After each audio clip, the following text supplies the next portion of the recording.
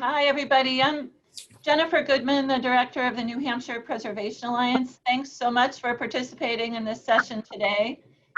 One of our three presenters, Lorraine Merrill, came up with the title for this, Communities and Consequences to People and Preservation, associated with the great themes of the book, Communities and Consequences to Rebalancing New Hampshire's Human Ecology. And of course, in a state with great historic resources, and I think a history of long-timers as well as newcomers committing to work on place-based activities, you can sort of see the connection between the two. I think there's a lot of potential there in terms of the people and the preservation helping to rebalance the human ecology, knitting those two ideas together. Most of you know the New Hampshire Preservation Alliance is the statewide membership-based historic preservation organization. This gathering is part of our ongoing and expanding work to provide information to people like you, shape policy, generate action and activity. We're trying to save and revive special places, contributing to the state's economic vitality, stewarding and creating the places that people of all ages want to live, work, and play. We miss seeing you in person. We're well known for our gatherings in person at wonderful historic places across the state. Attendees have been telling us that our nearly once a week Zoom sessions since all of this began, both for homeowners and also for community leaders, they've reporting that they've been getting both practical information and inspiration. And that's certainly what the Preservation Alliance and our wonderful co-sponsor Plan New Hampshire is hoping for you today, both some nuggets of information as well as inspiration. We think you'll take away some myth-busting messages and statistics, as well as some case studies and ideas to make a difference.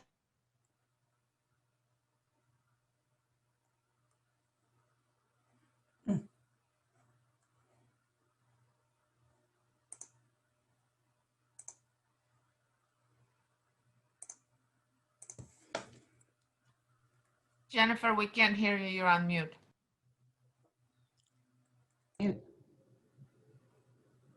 For the whole thing?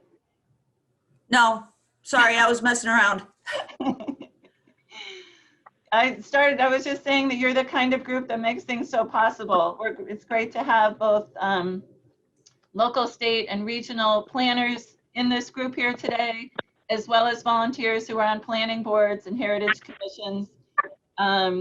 It's great to have folks from New Hampshire Housing with us today. I know you've been committed to these issues for a long time and supported this project, this venture, and have been doing cool things like the program, I think it was yesterday, and is continuing from the outskirts to downtown. Can I ask everybody to mute themselves? We do have some funny background going on. Thanks, Beverly. Yeah. So just a little bit about how we're going to spend our next time together. We're going to hear some opening remarks from Lorraine Merrill and Peter Francese to set the stage. And then Steve Whitman and Lorraine are going to offer some ideas from case studies in Lancaster and Bradford. And then we'll open it up a bit. We're recording this session, I think, as you know, and asking you to stay muted until we call on you to talk. And just to get you thinking ahead, I think after the panelists speak, we'll ask if you have any questions for them. And then really, if you have ideas to share, both in terms of kind of the communication, people art strategies of this part of this topic, or in terms of tools and techniques. Also want to touch on whether there's ideas for legislative strategies related to these needs that we're going to be talking about.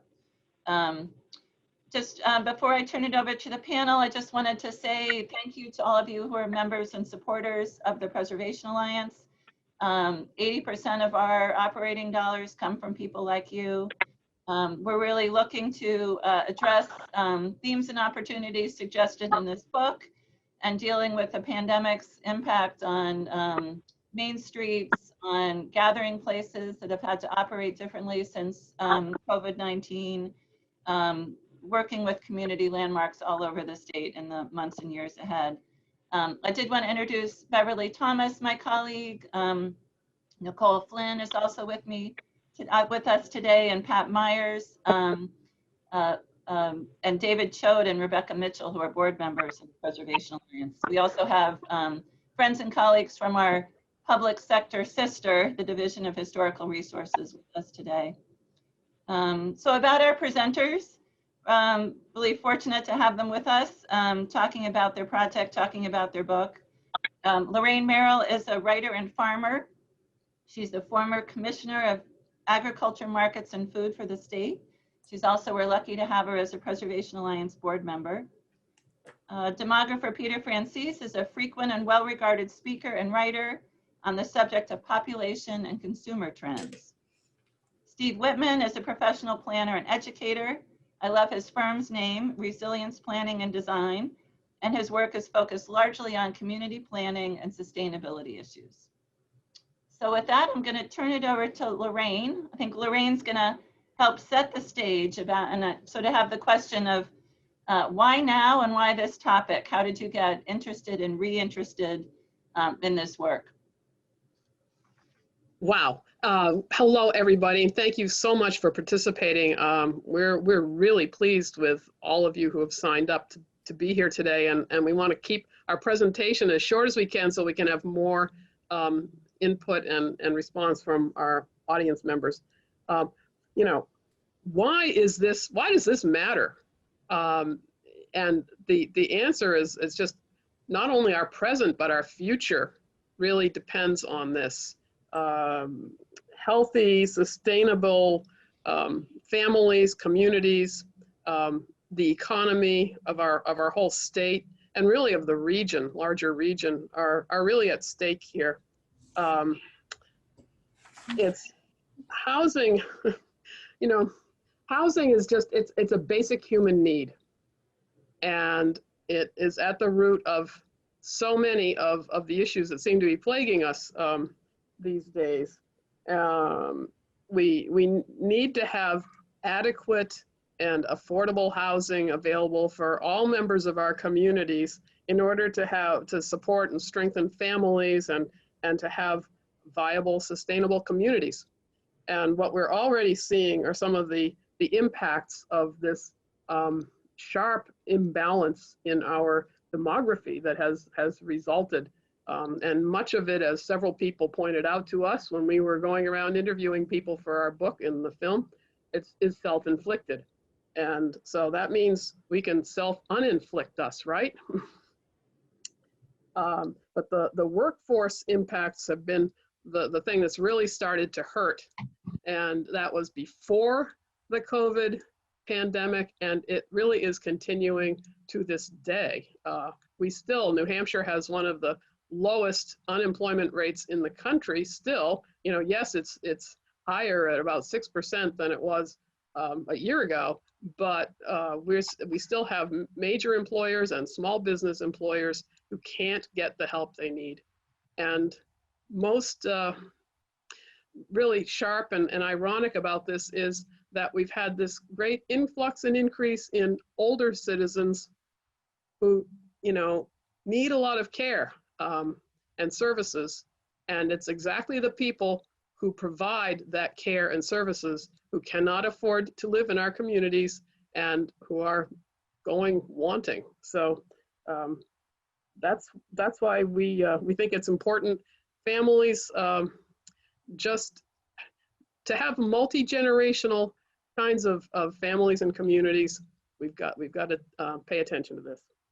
So, and my co-author, Peter, will provide some of the background on that. Good. Ready for the shift, Peter? Thank you, Lorraine. Am I unmuted now? Everybody's good. Okay. You are, and we're going to get your slide up in a minute.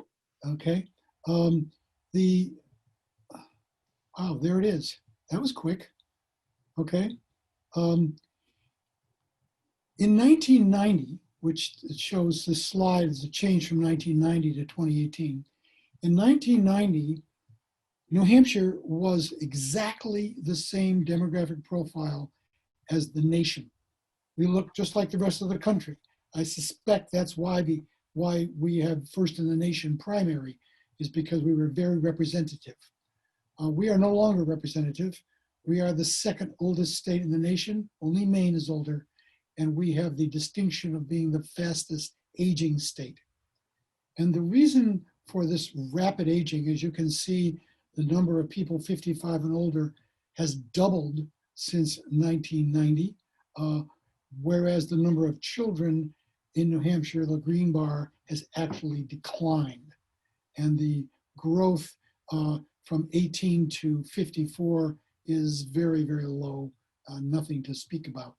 Essentially, all the growth in the state has been in people 55 and older, and almost all of that is 65 and older.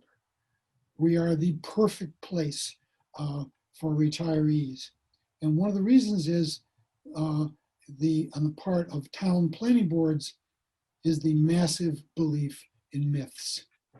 And the first and most important myth that town planning boards believe in is that old people cost nothing, but any children that are allowed in our community, that is families with children, will immediately skyrocket your property taxes. And the second myth is that since we have 1, 2, and 3 acre zoning, which people think is wonderful for the environment, it's actually awful for the environment, but people believe that the present multi-acreage zoning per house is just fine, and that any density housing is very bad unless it's for age-restricted housing, in which case, sky's the limit, you can build anything you want. Density is fine for, as long as they're old, but anything with children will immediately destroy the rural character of our community. I find that laughable when so many places in New Hampshire of substantial populations are so far from rural, we can't begin to talk about it. But the belief is that we don't want any families with children in our communities because they'll only cost money on our property taxes. Now this myth is easily busted because the number of children, as you can see from the slide, have been declining for 30 years. I mean, consistently declining. And yet no one's property taxes have gone down and no one's school taxes have gone down because schools, as we all know, is a fixed cost. Operating a school district, largely a fixed cost, and the number of children up and down makes very little difference. However, the belief is very strong and very persistent, and anyone who goes to a planning board meeting can hear people say, well, as long as it's age restricted and don't put any kids in the school, we're all for it. Now, the fact that we are now the second oldest state in the nation means that it is urgent that we not only bust these myths, but that we allow more affordable housing. So we have to convince people, and that's the whole point of Lorraine and my book and the film that accompanies it, that we want to change people's minds. We want to change their attitude that in fact families with children are our future. The reason we have such labor force problems is of course because we've been eliminating children from our communities for the last 30 years, and children have this habit of growing up and becoming productive workers. And if they're not here, they're not working. So the film, I think people need to be reminded, is going to be shown next Thursday, the 22nd at 8 p.m. on PBS. So I all urge you to put that in your calendars and be sure to watch the film. And of course, if you want a copy of the book, it can be can be bought at any one of the 16 independent bookstores in New Hampshire. And hopefully there's one near you. We would be delighted if you would read the book and comment on it and send us emails and talk about it. That's great, Peter. Should we shift now a little bit? And we'll obviously we'll be coming back to those, the myths, the busting, and how to overcome them throughout the program. Ready to shift to an example? I think Steve would be up next. There's really wonderful case studies in the book if you haven't read it yet, and we're highlighting 2 of those specifically today in this session. And Steve Whitman's going to take the first of 2. Hello, everybody. So I'll be talking about Lancaster, New Hampshire. If you've had an opportunity to read the book, I'm just going to try to build on some of the themes that Peter and Lorraine called out. I think Lancaster is an interesting community to talk about because at a population of only 3,500 people and with a small downtown area, it actually has a lot of elements that relate to communities across New Hampshire. However, Lancaster also does have professional planning staff, and a lot of towns don't. And many of you know that from your work with those communities. So a couple of reasons why Lancaster, I think, was highlighted and maybe worth talking about some more, and we can also bring in other examples from other communities, is that they actually went through the process that we as planners love so much. They did a master plan. They really analyzed their community and they analyzed how it was changing, how they were losing some of the historic structures, losing some of the density in the downtown, and as a result, potentially losing their character. And they created a vision for the future that was to maintain that mixed use, vibrant downtown, as well as address some other issues within the community. And then they took the very important step of implementation. They actually took the time when the master plan was completed to do a regulatory and policy audit, to look at their master plan and look at their land use regulations and see where the disconnects existed. And then they went a step further and actually addressed those disconnects.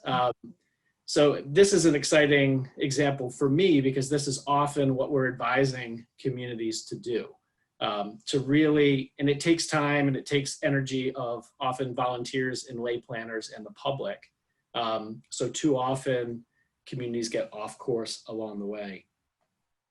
One of the other aspects of Lancaster that gets highlighted is the regulatory path they chose. They decided to do a form-based code. They were one of the early communities in New Hampshire. And the reason that they did that was the planning board really wanted to create a regulatory path that was easy to understand, that was user-friendly, and that really focused on what it was that they wanted to maintain as new development happens. And they've been very fortunate. A number of the entities shown on the slide are highlighted in the book. They've attracted a diverse set of interests, and it's becoming quite a place to be with lots of active recreation and other benefits in the surrounding region. And I'd be happy to talk a little bit more about Lancaster, at least the aspects of it that I know, and we can pull in some other examples, but I believe Lorraine has a case study example she'll share next.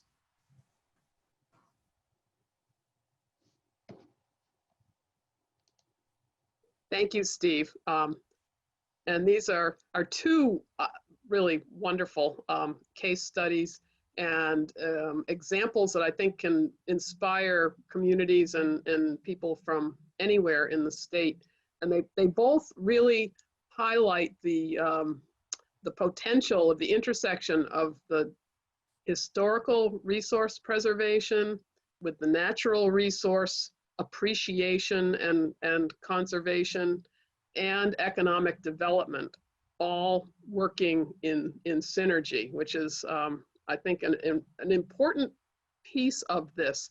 And one reason why it's so important, besides all, we believe in all those things and how important and good they are, but the New Hampshire Stay Work Play group has surveyed young people as to what they like about New Hampshire, why they would choose to stay here, or why they came here. And the historic character and the natural resources and amenities and recreation opportunities are just at the top of the list. So it has the benefit of helping to attract and hold young people, as well as a lot of us that are in the older generations that are appreciative of these same values. So Bradford is, not a town that you travel to very often unless you have a reason to go there. And it kind of was a town that had been maybe passed by as lots of our more rural communities in not easy to access places around the state are. And this is a case where a handful of young people who had gone away to college in various places, traveled, worked in other places, sometimes internationally, all decided that, you know, they really wanted to come home. And they wanted to put their roots down in the same place where they had grown up and been to school. And they thought about what their community needed. And one thing they felt was lacking was a strong food and agricultural system. And that was where they started. They started little, really micro farms on patches of land, and a little farm stand, and then it began to grow. And some of the older people, I think another key part of this message is how they were received by the older generations in the community. So all of our case studies really are intergenerational stories, and that's where they get their power.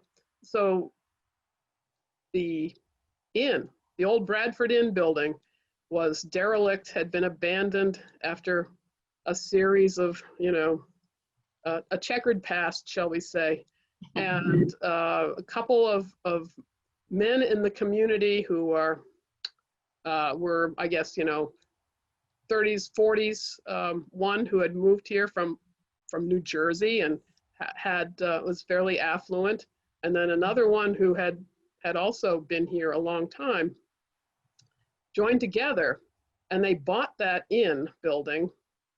They knew that the Sweet Beets, as they get called in town now, the group that started the Kearsarge Food Hub and the Sweet Beet Market, were really looking to have a bigger space to create a real market. And so they did this. They restored the inn building, which now houses a number of small businesses. In addition to the Sweet Beet Market and the Village Cafe, they have the Sweet Beet Market has a bakery in there, and there's the commercial kitchen. There's a yoga studio and numerous other businesses. And then it's gone from there. You know, it's really spawned a whole series of businesses, and these young folks have gotten involved in the community, been on committees, they're working together to establish trail systems and so forth. And there's just lots of good things happening. And the film features a number of both the kids, as we call them, and some of the older members of the community who've been involved in this partnership. So I think it's a message of how everybody involved needs to and can contribute, whether it's, you know, to invest in the community. I mean, it's what does community really mean? What's it about? And what kind of community do we want to create? It's the same thing as what Steve was saying Lancaster went through. These folks in Bradford are now also in a strategic planning update and so forth. But I think we found it really reassuring and heartwarming that since the first book and film that we did 12 or so years ago, attitudes have really changed. People recognize the problem now of this imbalance in our demography, and more and more people are disposed to want to do something about it. But this is not easy. It's hard, and there are a lot of folks that still oppose, especially the affordable or workforce housing piece, but that is just so central. So that's what we all need to be getting creative and working on communications. So let's stay on that for a minute. I'm just going to ask a few questions and then open it up. I love the points that have been made about, you know, the Stay Workplace survey and other things that we sort of feel know anecdotally just about people's interest in those overlapping kinds of resources, the historic character, the natural resources, healthy economies, as well as your intergenerational point. In your work, are there any sort of ingredients, special sauce sort of things you could share regarding those towns or others that you bumped into in terms of the people part of this, having communities feel welcoming, getting at the intergenerational piece, you know, just kind of the basic human piece. And then I was going to ask you just to talk more about the tools and techniques next. Do you want to start, Lorraine, and then? Yeah, and I think I see Steve's having some Yeah. good thoughts too, but I think that there's the inclusiveness of the process is important. Lancaster made special efforts through their planning process, and Steve knows this more than I do because he led it. So I just heard about it from people who participated, but special efforts were made to get input from the seniors in town, actually went to the high school to solicit thoughts and input from teenagers. They have high school representatives on their planning board. So I think that really efforts to include everybody, reach out, invite people actively, don't just post it, you know, but reach out and really try and grab people and get them involved is important. Steve, you want to add anything to that? I think Lorraine captured it. I think the more diverse a group of stakeholders you can engage, just the more informed the process is and the more direction you get towards what you want to do as a community. But hopefully you also get some champions who now have a little bit of buy-in and are going to be along for the ride through the implementation, because as many of you know, this work takes a long time. People disappear and it's not always fun. But I think including a broader group of stakeholders is so important. Yeah. I can only add one thing to that, and that is in my limited experience, it is vital to find people whose minds can be changed and show them, particularly the older people, that it is in their best interest to have young people, families with children living in your community who can really afford to live there. Because I always like to say that when you are really, really old, as I'm getting close to there, and you go into some sort of longer term care facility, you don't want to be cared for by a robot, because that's where it's going. If we can't find people who will take care of me when I am old, we're in really big trouble. And so the final point I'll make is, I learned from one of the developers, is that you can never convince everybody. There are always going to be people whose feet are stuck in the mud and they will not change their minds under any circumstances with any data or any persuasion. But if you can just get a majority of the people on a planning board, town board, whatever, to believe that in fact welcoming people of all ages, but particularly young families with children, is a good idea, all you need is a simple majority. You don't need everybody. Don't need everybody. That's good. Steve.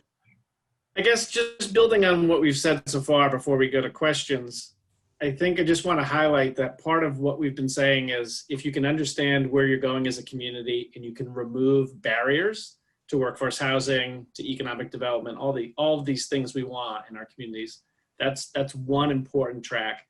The other is what defines you as a community. Why does a young family or a young professional want to be there? Yeah. And so I think that's where, you know, communities like Rochester are focusing on the downtown and the arts and connections to nature, and Franklin's building a whitewater park and really revitalizing itself around outdoor activity and already attracting a lot of interest. And we could probably go through a lot of other communities that everyone's familiar with and see how are they trying to differentiate themselves and, you know, try to attract those folks that are staying or coming here that are young. That's great. We just talked a little bit about the toolbox maybe before we open it up, just picking up on some of these threads. In the book you talk about the new chapters of master plans, how a lot of communities are adding new chapters of emphasis, which I think is a reflection of where those communities are trying to go and maybe inspiration for getting them there. Talked about being as inclusive as possible, going to people instead of having them come to you, making sure your plans were connected to execution strategies. You know, your point about the disconnect that we've all seen in terms of the regulatory, what's on the books versus where you want to go. That was a great example from Lancaster. In terms of adding tools to the toolbox, I know at the Preservation Alliance, we think there's a lot of tools that exist that are underused. The communities need help utilizing, executing to get to that vision and special identity that you just spoke of. Is that something you ran into much in your work, or were there new tools that you would want to see added to the toolbox?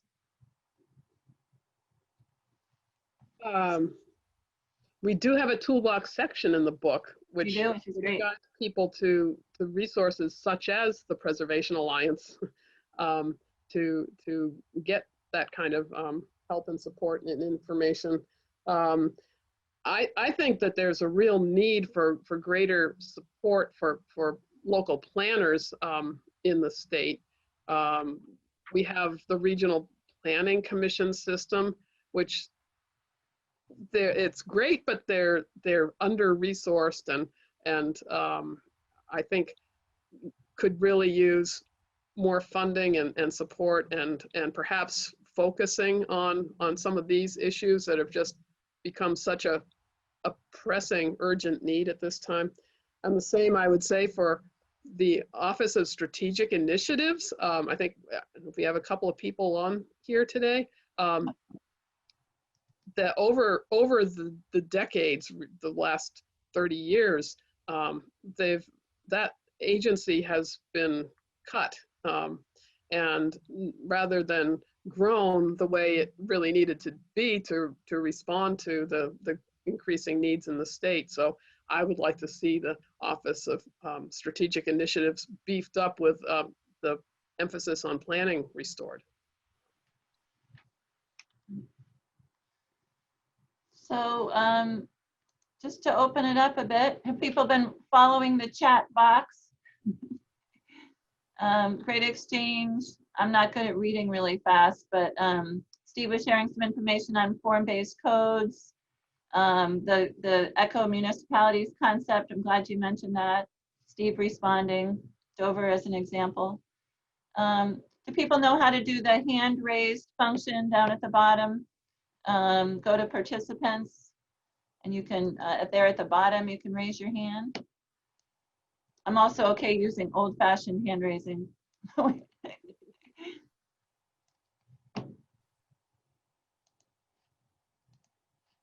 Should I put Ben on the spot and ask him about, just to share? I mean, I think New Hampshire Housing, as we said at the beginning, has been addressing this issue for a long time. There have been some great positive moves, more resources in the last couple of years. Do you want to just mention those for the group, Ben, and maybe any ideas about where you're hoping to go?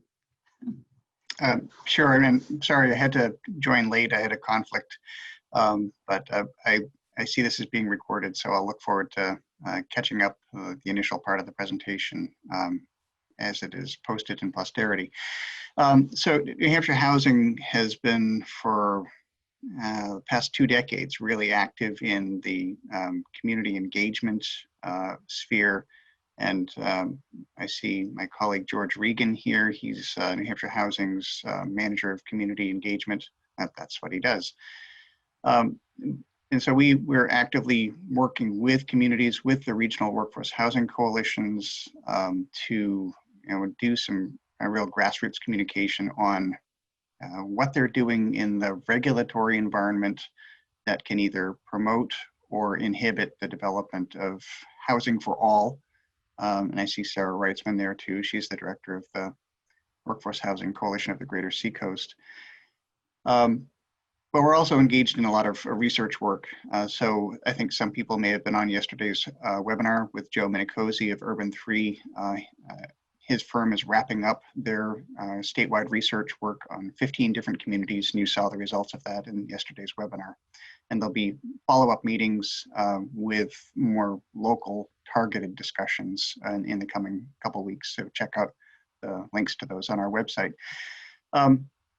But we're also, you know, in addition to doing the research like that, we're also very much focused on what sorts of changes can be made at the state level. And, you know, the points are really well taken that Lorraine just made about, you know, funding for the regional planning commissions and support for local planners. This is vitally important. The regional planning commissions get each $11,101.11 each from the state. This is through OSI allocated by the legislature in the targeted block grant. And that's really the limit of their discretionary funding other than the dues that their municipalities pay. Now those that choose to pay dues, and most do, that is just shockingly low. And the RPCs are the best source of information, good planning information for most municipalities in the state, particularly those that don't have a professional planning staff. So Noah and I, and perhaps a couple others on this call, are members of the Legislative Commission to study barriers to increased land development in New Hampshire. That is its actual name, formed by SB 43, chaired by Senator Martha Fuller Clark. It is wrapping up its work. Among the recommendations we anticipate to be included in the report is funding for the RPCs. Also, reinstatement of the Housing and Conservation Planning Program, which was enacted in 2007 and provided a really robust planning program for municipalities that if they wanted to, and it's discretionary, if they wanted to apply for the funding, they would have to engage in planning for both conservation and housing at the same time.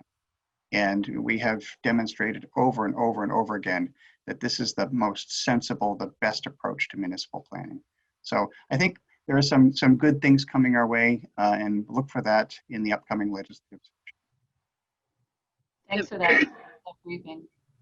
I'm going to turn to the chat room for a minute. Ivy Van saying we need to talk about value per acre. Who wants to take that?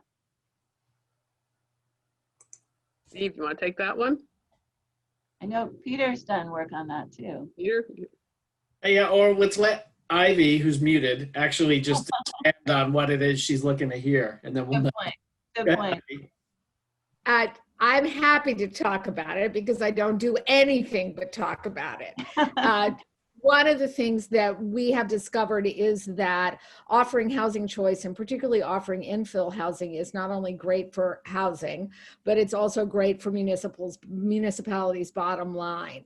Everyone has heard me tell the story of the $47,000 parking lot, which is now worth $2.6 million.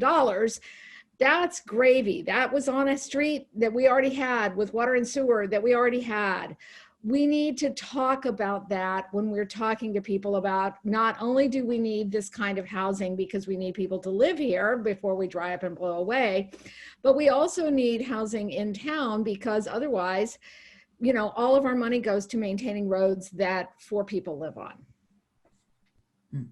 And Ben, doesn't the Urban 3 work get into some of this? Yeah, that urban, Yes. that's Joe Minicozzi's whole thing. That's where I learned to do value per acre analysis, is from Joe. So you'll be able to see the report. It'll be published on our website probably next week. Good news for downtowns and village centers and old buildings too, right? Related to all of that. Thank you, Ivy. Appreciate that. And Susan is asking about eco-municipality concept more, to add some details there. And I'm thinking Steve is working with Dover, aren't you? Yeah, so I am working with Dover, and we were just having that chat on the side. I wouldn't say Dover is an eco-municipality. I wouldn't say that we don't have any formal eco-municipalities in New Hampshire at this point that I'm aware of. I think what eco-municipalities strive to be, if they're using the natural step as their framework, is really using a systems approach for decision making, and it goes beyond just the regulatory stuff. It includes some of the non-regulatory investments that Lorraine talked about, and I think we have examples, a wide range of examples in different communities. Like the tools are just dispersed across the 234 or so communities we have. Portsmouth was long ago a blue ribbon committee eco-municipality, I believe was the designation, but it's not front and center in their decision making the way it would need to be, I think, to really be an eco-municipality. And the only reason I mentioned Dover, without wanting to talk about form-based code too much, because that's only one of the many tools identified in the book, is just that they've tried to find opportunities where they can to incorporate sustainability and resilience. And so increasing solar on municipal buildings, creating a green roof and solar provision in their form-based code last year. That was a push from a young planning board member who said, we can't ask people to do this stuff. We have to start telling them. And we need to start driving that investment. And so that probably could be its own webinar, but. I actually think that it would be helpful to have a training for people who are not in planning departments and are not part of board, planning boards and things like that, to explain, maybe as part of the education series that the movie and the book is talking about, to explain what some of these things mean, just so that we who don't speak that language, and I've learned a lot of jargon in my life, and I keep learning new jargon, but boy, it's really hard. So maybe explain in real human English language to those of us who want to participate in these endeavors, but don't speak the planning board jargon, what some of these things mean, and how they relate to our everyday life. I think that would be important for the education part. That is so important. I really thank you for bringing that up. We just have to have people to support this who are not planners, who are not officials or not board members. There's so many anti-people out there. They're very active, they're organized. And as one of the fellows in the film said at a housing conference up in the Upper Valley, if just 2 tables of you people here would go to a planning board meeting and speak in support of some affordable housing proposal, it would make such a huge difference. And so you're right, we should make it easier for people to get involved, and as citizens, concerned citizens who are for something rather than against something. I can add one small piece to that. Northeast Delta Dental has sponsored the putting of 1 copy of Lorraine and my book in every single one of the 225 libraries in the state. And so all people need to do is to go to the library and read our book. And in there is tools and other information, which I think would be helpful to them. And they don't have to buy the book. We'd love them to buy the book, obviously, but they don't have to. And I think it is absolutely right to try and inform ordinary people that workforce housing and families with children are an absolute positive for their community. If we can convince more people of that in any way that we can, then going before a planning board just makes it a lot easier. I will now mute myself back up. Great point. George. I just wanted to add, I wanted to, will certainly echo what Peter and Lorraine were saying about advocacy at meetings. And I think of the good work of just bands of citizens in communities, as well as the workforce housing coalitions around the state. But I want to go back to what Steve had said, understand, where you're going as a community. And as a housing advocate, I've found the best way to get traction along with the principles of engagement is to have that very real and personal conversation. I know someone was mentioning about terms. I think our terms and jargon hurt us more than help us. I think throwing around value per acre is a helpful educational tool, but if I'm talking to a regular person, I'm going to get lots of formulaic responses, and all of a sudden the conversation has lost its root meaning. And so when I talk about workforce housing, I don't use that term, but I say, what are we trying to do as a community? Who are we trying to keep here? Who are we trying to bring in? What does it mean for our regional economy? And let's have that conversation there. And if someone says, and I've heard this in actually communities where there's some real pushback, where they're saying, we're concerned we don't have young families coming in. If you can start there and say, what do we do to get them there? And then we bring in tools and developers to say, I can't build small houses unless you do X, Y, and Z. And I believe wholeheartedly, even though it's a really, really long road, that is a really important path that brings people in and potentially, hopefully done right, breaks down silos and barriers. Let's conservation live with housing. We might not have to use the term workforce housing. We just think, who are the young people? What can they afford? And don't forget, aging people are looking for smaller places in their communities and can't find it for the same reasons, because we restrict that kind of housing option from a regulatory standpoint. So my thoughts. That's great. That's great. Thanks. Yeah. Thank you, George. I'm sorry, Peter, you let my thing. Thank you, George. Julia, yeah, I just want to say I am on both ends of this equation. I'm a person who's aging and is looking for affordable housing, as many of my friends are. I live in Dover, where the real estate is very expensive and is getting more and more so, because we're between Portsmouth, Pease, and Durham, New Hampshire, with the University of New Hampshire. So when I first moved here 6 years ago, I did some research on housing market, and I realized that in 5-mile increments away from Durham and Portsmouth, the real estate dropped about 10% for every 5 miles away from those centers. It's very real.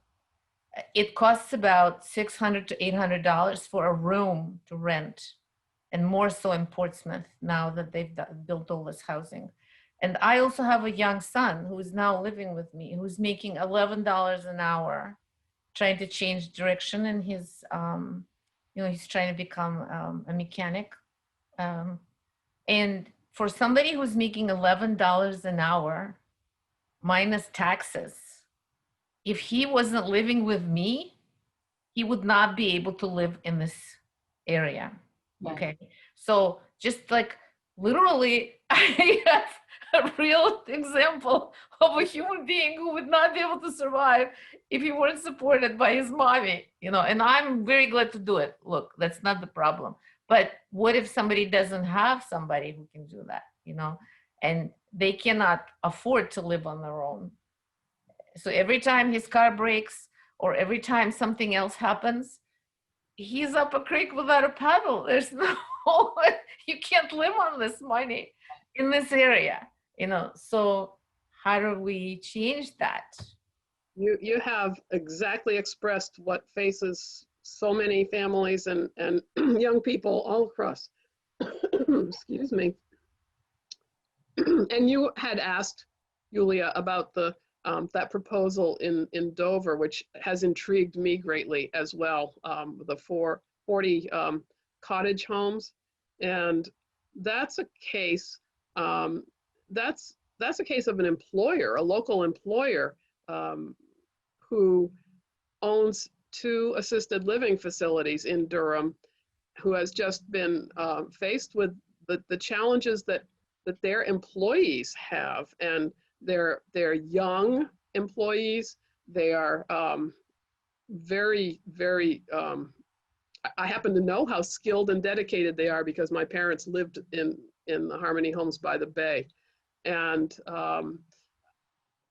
John Randolph and his wife, who's an architect, are trying to meet the needs of that segment of young, 18 to 30-year-old workers who make only modest income levels in that very high cost area. And I think it's really going to be interesting to follow how that. I see there's a lot of interest just in the local Seacoast Online. That was the most popular article for quite a few days in a row. That's great. That's great. Well, sort of starting with the example, ending with an example that started us all, right? The issue before us. I would just say the book is, if you haven't read it yet, it's so accessible. It's got great nuggets of facts from Peter and others, and again, it's just wonderful to share with neighbors, share with your planning boards. I think I totally agree with what everybody else is saying about making sure we continue to share this message, beat the drum, and train planning boards, as somebody said in the chat, but then do all these concentric circles of businesses, local decision makers, and the general public. Just has to be a huge and continuing effort, and this book feels like a great tool for that. We're going to do a couple little promos at the end before we let you go.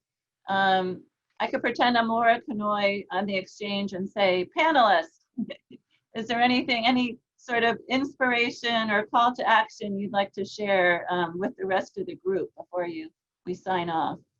I have one, and I am also fascinated by these tiny homes near Harmony by the Bay.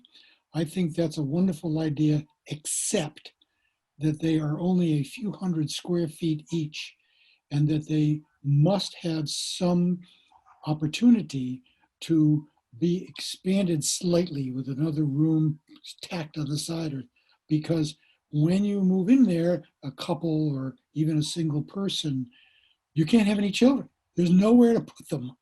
And it seems to me that ultimately you want to be able to have families with very small children, not of school age, but they're not going to be in school for at least 5 or 6 years.